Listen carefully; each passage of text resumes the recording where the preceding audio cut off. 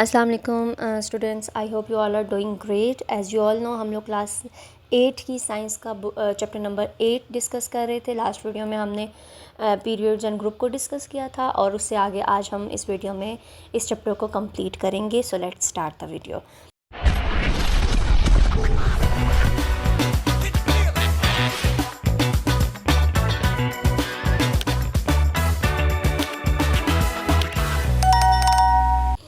Okay, हम लोग आगे जाने से पहले सबसे पहले मैं क्योंकि हर बार यही बोलती हूँ कि जब भी आप लोग एग्ज़ाम की तैयारी कर रहे हो तो साइड बॉक्स ज़रूर पढ़ा करो एक दफ़ा, क्योंकि उसमें से फिल इन द ब्लैंक्स या फिर कुछ ऐसे शॉर्ट क्वेश्चंस भी पूछे जा सकते हैं जो मे बी आपको एग्ज़ाम के टाइम पे आपको ऐसे लगे कि हमने ये पढ़ा ही नहीं था, तो वो आपके ज़्यादातर साइड बॉक्स होते हैं। तो इसीलिए मैं ये एक्टिविटी आपको पढ़ाने लगी हूँ अभी फ़िलहाल। Household bleaches usually contain a compound of chlorine. जो हम लोग घरों में ब्लीचेज़ इस्तेमाल करते हैं, जैसे अगर आपने देखी नहीं है तो आप अपनी मदर से पूछना। आपकी मदर्स जो हैं वो अगर आपकी शर्ट पे या आपकी जो भी वाइट सूट है उस पे अगर कोई दाग लग जाता है तो फिर वो ब्लीच के पानी में डाल के रखती हैं और फिर वो दाग उतर जाता है। वो वाली ब्लीचेज़, वो मुंह पे लगाने वाली ब्लीचेज़ नहीं। तो वो जो उसमें इन्वॉल्व होते हैं सोडियम हाइपोक्लोराइट, ठीक है। So carry out of survey of as many different bleaches you can find. इसमें से हमें डिफरेंट ब्लीचेज़ का सर्वे करके ये एक ब्लीच निकली है। सो list the chemical content of the bleach, do not open the bottle of bleach, यानी कि उसमें केमिकल्स होते हैं इसलिए हमें उस बॉटल को ओपन नहीं करना चाहिए। बट बेसिकली आपने ये पहली लाइन आपने याद रखनी है कि जो हमारे घरों में ब्लीचेस होती हैं उसमें कौन से कंपोनेंट्स इन्वॉल्व होते हैं, डेट्स इट। ठीक है, आगे आपका पीरियोडिक टेबल है तो इसमें ऐसा कुछ नहीं आने वाला। हम अब मूव करते हैं मेटल एंड नॉन मेटल पे, जो कि हमारा अब इम्पॉर्टेंट टॉपिक है। Most element in the periodic table are metal. ज़्यादातर, अब ये हमारे पास जो पीरियोडिक टेबल था ना, इसमें कुछ ज़्यादातर जो एलिमेंट्स हैं वो मेटल हैं, ठीक है। ओनली अबाउट 20%, और कितने परसेंट नॉन मेटल है? सिर्फ और सिर्फ 20%। So metal are found on the left and the middle of the periodic table, non metal all on the right. अब अगर मैं आपको दिखाऊं तो ये जो आपको ये जिग-जैग नज़र आ रहा है, इस तरफ वाले सारे आपके नॉन मेटल हैं, ठीक है। और वो जो मिड में या फिर आपकी लेफ़्ट साइड पे वो सारे मेटल्स कहलाएंगे। आपका MCQ आ सकता है कि कितने परसेंट हमारे पास नॉन मेटल हैं पीरियोडिक टेबल में एलिमेंट्स, तो आपको पता हो 20%, ठीक है। उसके बाद अब प्रॉपर्टीज़, मेटल की कौन कौन सी प्रॉपर्टीज़ हैं। सिंस द ब्रॉन्ज एज, उस एज से 4000 साल पहले से चलता हुआ आ रहा है। People have been extracting metals from the ground. लोग जो हैं मेटल को ज़मीन के नीचे से निकालते थे और उनको इस्तेमाल करते थे अपने एज अ टूल और एज अ वेपन। अब जैसे अब तो बहुत ज़्यादा हम लोग इंडस्ट्रियलाइज्ड हो गए हैं और फिर हमारे पास वेपन्स वगैरह आ गई हैं, तो पहले वेपन्स वगैरह नहीं थे तो ये मेटल्स से वेपन्स खुद बनाते थे और अपने टूल्स के लिए इस्तेमाल करते थे। So they have been used both in their pure from such as iron, यानी कि वो उसमें क्या क्या इन्वॉल्व होता था, वो जो उनका मेटल था उसमें प्योर आयरन होता था और मिक्स टुगेदर टू मेक, और वो जो आयरन मिक्स होता था तो वो हमारा क्या बनता था, अलॉय बनता था। So the alloy bronze is made by combining copper and tin. और जो एक अलॉय ब्रॉन्ज बनता है वो कैसे बनता है, जब हम कॉपर को और टिन को कंबाइन करेंगे तो हमारा एक अलॉय ब्रॉन्ज बनेगा। आपकी एक फिल इन द ब्लैंक्स यहाँ से भी आ सकती है या आपसे क्वेश्चन भी पूछा जा सकता है कि अलॉय ब्रॉन्ज कैसे बनता है, किसको कंबाइन करने से बनता है, कॉपर एंड टिन को कंबाइन करने से बनता है। अब हम मेटल की प्रॉपर्टीज़ पढ़ते हैं कि मेटल में कौन कौन सी प्रॉपर्टीज़ होनी चाहिए। मेटल जो है जब हम उसको पॉलिश करें तो वो शाइनी हो जाता है। They have high melting and boiling point. इनका मेल्टिंग और हाई मेल्टिंग और बॉइलिंग पॉइंट होता है, meaning that they are solid at a room temperature. इसका मतलब है अगर उनका high melting and boiling point है तो वो रूम टेम्परेचर में जो नॉर्मल टेम्परेचर होता है उसमें वो चीज़ सॉलिड होती है, सख्त होती है। So they are malleable which mean they can be shape by hammering. Malleable का मतलब है आप उस पर अगर हथौड़ी से मार भी रहे हो तो वो किसी भी शेप में मुड़ जाएगी, जिस भी शेप में आप करना चाहोगे तो वो हो जाएगी। सो दे आर डुक्टाइल। डुक्टाइल का मतलब है दे can be shape bye pulling into wires. इसको हम वायर के साथ पुल आउट कर सकते हैं, यानी कि उसको कोई भी शेप दे सकते हैं तारों के साथ मिला के। They are a good conductor. Metal जो है गुड कंडक्टर है, इसमें heat and electricity easily transfer हो सकती है। So they are hard, obviously metal जो है हार्ड होता है, स्ट्रॉन्ग होता है, इस और इनकी डेंसिटी जो है वो हाई होती है। इसी वजह से their atom are place closely together. जो हमने सॉलिड लिक्विड गैस, आपको पता होगा ना, सॉलिड में जितने भी उसके पार्टिकल्स होते हैं वो आपस में क्लोजली पैक होते हैं।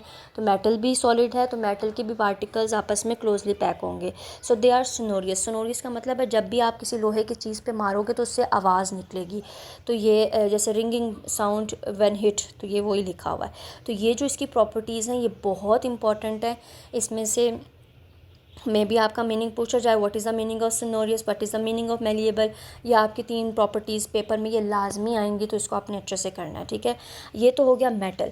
अब आते हैं नॉन मेटल पे। Non metal are some of the most abundant element in the earth crust में, हमें ये बहुत मिलते हैं। So the atmosphere most abundant है बेसिकली ये एलिमेंट।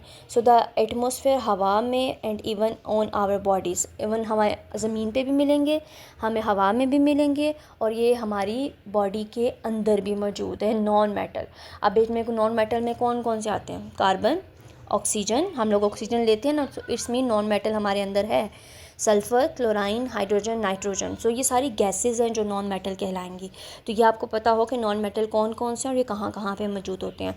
अब हम इसकी पहले आगे जाने से पहले हम लोग इसके ये साइड बॉक्स पढ़ लेते हैं।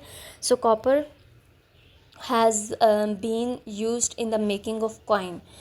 हम कॉइन बनाने के लिए किसका इस्तेमाल करते हैं, ये भी पूछा जा सकता है। तो आपको पता हो कॉपर का इस्तेमाल करते हैं हज़ारों सालों से। क्यों करते हैं? Because it is malleable. Malleable का मतलब अभी हमने पढ़ा है, उसका मतलब है जब भी हम किसी चीज़ पे हथौड़ी या किसी भी चीज़ सख्त चीज़ से मारेंगे तो वो शेप अपनी चेंज कर लेगा।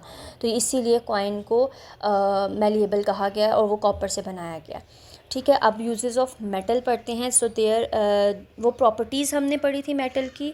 आई डोंट थिंक कि मेरे पास नॉन मेटल की प्रॉपर्टीज़ लिखी हुई हैं, बट यहाँ पे मौजूद नहीं है मेरे पास। लेकिन आप लोग आगे प्रॉपर्टीज़ होंगी नॉन मेटल की, वेट में चेक करती हूँ। आई थिंक मेरे पास अभी नहीं मौजूद नॉन मेटल की प्रॉपर्टीज़, तो आप लोगों की बुक में मौजूद होगी नॉन मेटल की। जिस तरह हमने अभी पढ़ा है ना, ये शाइनी होता है, high melting and boiling point होता है मेटल, तो वहाँ पे नॉन मेटल की भी लिखी होंगी। तो वो आप लोगों ने अच्छे से पढ़नी है, वो भी इम्पॉर्टेंट है। मेटल एंड नॉन मेटल दोनों की बहुत इंपॉर्टेंट है, ठीक है। तो ये आप लोगों को अच्छे से याद होनी चाहिए, because this is very important. मैं आपको बार बार बता रही हूँ, ठीक है। ये तो हो गई प्रॉपर्टीज़। अब हम आते हैं यूजेस ऑफ मेटल कि मेटल यूज़ कहाँ कहाँ पे होता है। ये डेली लाइफ में भी बहुत यूज़ होता है। तो हम सबसे पहला मेटल का यूज़ पढ़ते हैं गोल्ड में। Gold is use to make jewellery. ये हम ज्वेलरी बनाने में इस्तेमाल करते हैं। क्यों? Because it is shiny. क्योंकि गोल्ड क्या होता है? शाइनी होता है। व्हेन पॉलिश, जब हम उसको पॉलिश करते हैं, ठीक है। तो ये फर्स्ट प्रॉपर्टी हो गई मेटल की। सेकंड आप देखो, ये जो इंजन होता है हमारे व्हीकल्स में, गाड़ियों में जो लगा होता है इंजन, ये इसमें क्या होता है? स्टील एक अलॉय ऑफ आयरन है, use to make vehicle engine. ये हम इंजन बनाने के लिए इस्तेमाल करते हैं। Steel is able to withstand with high temperature. अब जाहिर है जब गाड़ी एक स्टॉप है, जब हम गाड़ी को चलाएंगे तो गाड़ी पहले गर्म होगी देन चलेगी, उसका इंजन गर्म होगा देन चलेगा। तो इसलिए ये जो स्टील इसीलिए इससे बनाया जाता है क्योंकि ये हाई टेम्परेचर को एब्जॉर्ब कर सके। So generated inside as engine when it is running. जब हम उसको रन कर रहे होते हैं तो फिर ये गर्मी को बर्दाश्त कर सकता है, इसीलिए हम इंजन को इससे बनाते हैं। थर्ड हमारे पास है जो लोगों के घरों पे ये छतें पर आपने में भी देखी होंगी। सो लीड इज़ मेलिएबल। ये मेलिएबल है, हमने अभी पढ़ा, किसी भी शेप में ये हो सकता है। तो अगर हम लोगों ने छतों में जिनकी छतें थोड़ी नाजुक सी होती हैं, जैसे जहाँ बर्फ़बारी होती है, तो वहाँ पे ये ऐसी छतें डालते हैं ताकि वो जो बारिश हो रही तो वो आराम से पानी का एक तो कमरे में ना आए, नीचे गिर जाए, और जो बर्फ़ है तो वो जमे नहीं हो, वो भी आराम आराम से मेल्ट होकर नीचे गिर जाए। तो लोग घरों की छतें इससे बनाते हैं, इस लीड से बनाते हैं, ठीक है। हाँ, अब हमारे पास आगे ब्रास है। ये स्नोरियस है। अभी हमने स्नोरियस अलॉय भी पढ़ा कि जब हम उसको हिट करते हैं तो उससे आवाज़ आती है। तो ये भी एक मेटल है, यूजेस ऑफ मेटल, ठीक है। उसके बाद एक और है, ये आप ये देखो, tungsten is a ductile metal. ये एक डक्टाइल मेटल है that is pulled into then tin wire. इसको हमने अब जैसे पीछे हमने डक्टाइल वायर पढ़ा है ना, डक्टाइल पढ़ा है, तो उसमें बेसिकली ये तारों के साथ अटैच होता है, जिससे हमारा लाइट बल्ब में बेसिकली ये इस्तेमाल होता है। इसका टेम्परेचर हाई रेसिस्टेंस होता है, जिससे जो वायर है वो ग्लो करती है और हमें इससे इजीली इलेक्ट्रिक करंट पास हो सकता है। एल्युमिनियम जो है गुड कंडक्टर है, क्योंकि जब हम इस सॉस पैन वगैरह खाना पकाते हैं तो उसमें अब हमारे जो बर्तन होते हैं प्लास्टिक के तो नहीं होते, प्लास्टिक होगी तो वो तो मेल्ट हो जाएगी। हम लोग क्यों स्टील और मेटल के इस्तेमाल करते हैं? Because it is a good conductor of heat. एक तो उसमें बर्तन जल्दी गर्म हो जाता है, हमारा खाना जल्दी पक जाएगा, और इसीलिए तो ये आपने इसके रीज़न याद करने हैं, ठीक है। एक ये रह गया हमारा iron is used in construction. अब आयरन हम कहाँ इस्तेमाल कर रहे हैं? ब्रिज बनाने के लिए, बिकॉज ये बहुत स्ट्रॉन्ग होता है। डिड यू नो, देख लो, silicon is called a metalloid of semi metal. Silicon को हम मेटलॉइड और सेमी मेटल क्यों कहते हैं? Because it has some properties in common with metal, क्योंकि सिलिकॉन की कुछ ऐसी प्रॉपर्टीज़ हैं जो कि मेटल के साथ कॉमन है, and some in common with non metal, और कुछ ऐसी हैं जो कि नॉन मेटल से मैच करती हैं। सो इसीलिए सिलिकॉन को हम मेटलॉइड और सेमी मेटल कहते हैं। ये सवाल बार एक दफ़ा पूछा गया था, तो आप लोगों को ये पता हो कि सिलिकॉन को हम मेटलॉइड और सेमी मेटल क्यों कहते हैं, ठीक है। तो यहाँ पे आपका चैप्टर ख़त्म हुआ। आई होप आपको ये समझ आ गई होगी, but very important the uses of metal आपने करने हैं। ये सारे के सारे इसमें से ये भी पूछा जा सकता है अकेला, आपसे ये भी पूछा जा सकता है, आपसे ये अलग अलग पूछे जा सकते हैं कि टंगस्टन्स डक्टाइल मेटल क्यों इस्तेमाल करते हैं, फिर आप रीज़न दोगे, या फिर आप सीधा सीधा आपसे ये भी पूछा जा सकता है यूजेस ऑफ मेटल। बट आपको पता है APS वाले सीधा कभी भी नहीं पूछते, तो इसलिए आपको ये सारे अच्छे से याद करने और उनके रीज़न्स पता हों, और जो मैंने अभी बताया आपको सिलिकॉन वाला, ये भी अच्छे से याद करना है, ठीक है। और वो जो यूजेस ऑफ नॉन मेटल हमारे पास अभी मौजूद नहीं थे, तो वो भी आपने अच्छे से पढ़ने हैं, ताकि ये आपका चैप्टर क्लियर हो जाए।